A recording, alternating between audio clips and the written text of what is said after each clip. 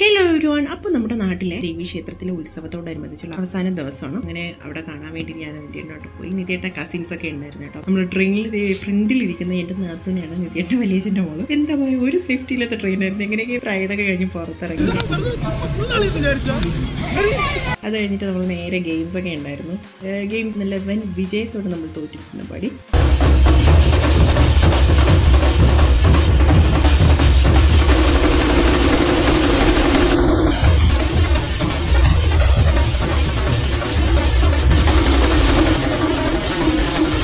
ഘോഷയാത്രയൊക്കെ കണ്ട് തീർന്നപ്പോഴത്തേനും 11-11:30 ഇങ്ങനെ നല്ല രീതിയിൽ വിശന്നു. നമ്മൾ നേരെ തട്ടുകടയിലേക്ക് വിട്ടു.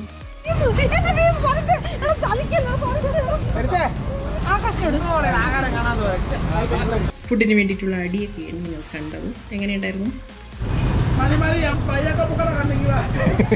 അപ്പോൾ ഇന്നത്തെ വീഡിയോ ഇത്രയുള്ളൂ. അടുത്തൊരു വീഡിയോയിൽ കാണാം. See you soon.